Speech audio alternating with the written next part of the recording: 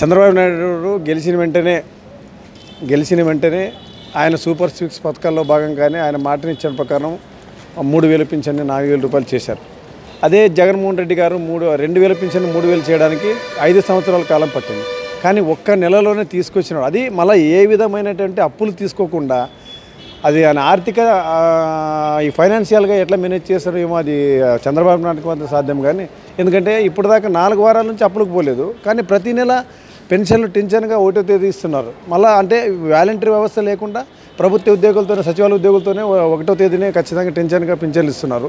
అదేవిధంగా ప్రభుత్వ ఉద్యోగులు అసలు 5 సంవత్సరాల్లో ప్రభుత్వ ఉద్యోగుల కళ ఒకరోజు కూడా 1వ తేదీ జీతం రాలేదు. కానీ ఇప్పుడు ప్రతి నెల చంద్రబాబు గారు వచ్చినప్పటి నుంచి ప్రతి నెల 1వ తేదీ జీతాలు పడుతున్నాయి వాళ్ళకి. కానీ ఎలాంటి అప్పులు తీసుకోకుండా ఇస్తున్నారు. అది చాలా గ్రేట్ కదండి. కానీ ఇప్పుడు ఆయన పరిపాలించింది ఇదే ఆంధ్రప్రదేశ్ని, జగన్మోహన్ రెడ్డి చంద్రబాబు నాయుడు పరిపాలించేది కూడా ఇదే ఆంధ్రప్రదేశ్నే కదా. మళ్ళీ ఎవరికి ఎట్లా సాధ్యం అది? అన్నము పరబ్రహ్మ అని చెప్పి అంటారు. ఎందుకంటే చాలామంది కొన్ని వేల మంది నిరుపేదలు ఈరోజు ఆకలితో పడుకుంటున్నారు. కానీ కేవలం 5 రూపాయలకే అన్నం పెడుతున్నారంటే అది నిజంగా చంద్రబాబు నాయుడు మన ఆంధ్రప్రదేశ్ ప్రభుత్వానికి చాలా గొప్ప వరం అండి. ఎందుకంటే అన్నం అనేది చాలా అందరికీ చాలా చాలా చాలా చాలామంది పేదలకి చాలా కడుపు నింపేది. ఇది చాలా మంచి అక్షయ పాత్ర అని చెప్పి కర్ణాటకలో మొత్తం అంతా పాఠశాలలకు మొత్తం అంతా అక్షయ పాత్ర ఫౌండేషన్ ద్వారానే వాళ్ళు వేడి అన్నం అన్ని ప్రతి స్కూల్ పిల్లలకు అందిస్తున్నారు. అక్షయ పాత్ర అనేది ఎటువంటి నిస్వార్థంగా సేవలు అందించి ఎటువంటి లాభాపేక్ష లేకుండా చేసే అదొక సంస్థ అది.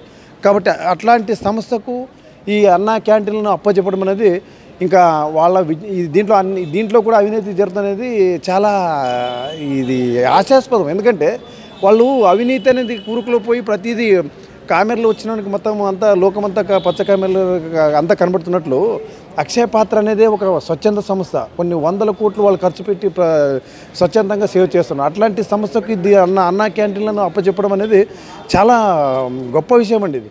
కానీ ఇట్లాంటి వాటికి కూడా వాళ్ళు మళ్ళీ అవినీతి మరక అంటిస్తున్నారంటే ఇంకా ఆయన విజ్ఞతకి వదిలేస్తున్నాం మేము. ఇంతకుముందు ఈ ఇసుక అనేది పేదవాడి దగ్గర నుంచి రోజు కొన్ని లక్షల మంది కార్మికులు బతికేది ఇసుక అది.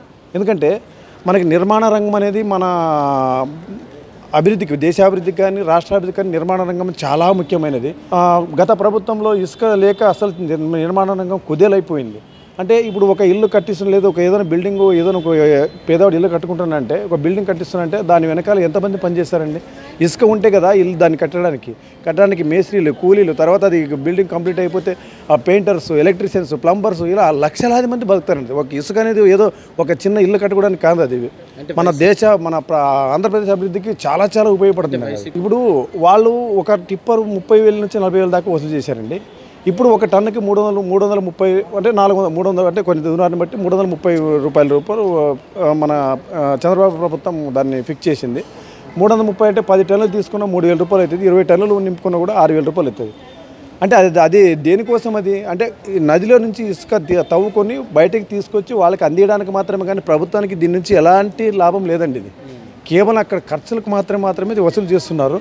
మళ్ళీ దీన్ని కూడా వాళ్ళు ఇంకా రాజకీయం చేసి ఇంకేమనాలి వాళ్ళని. అసలు చంద్రబాబు ప్రమాణ స్వీకారం చేస్తేనే చాలా పెద్ద పరిశ్రమల వాళ్ళు మేము ఆంధ్రప్రదేశ్ పోవచ్చు, చాలా మేము సేఫ్గా ఉంటాము, చంద్రబాబు ఇంకా 15 సంవత్సరాలు ఆయన సీఎం ఉంటాడని చెప్పి చాలా. ఎందుకంటే 11 అనేది ఎప్పుడు నెంబర్ వచ్చే లోపల వాళ్ళు ఫిక్స్ అయిపోయినారు. జగన్మోహన్ రెడ్డి కథ ముగిసిపోయింది. ఇంకా చంద్రబాబు నాయుడు హయాంలో ఇంకా 10 సంవత్సరాలు మాకు ఎటువంటి ఇబ్బంది లేదని చెప్పి మీరు చూశారు. అసలు గత నెల రోజుల్లోనే ఎన్ని పెద్ద కంపెనీ, నిన్న కూడా గోద్రేజ్ కంపెనీ నిన్న పెట్టుబడి పెట్టడానికి ముందుకు వచ్చింది.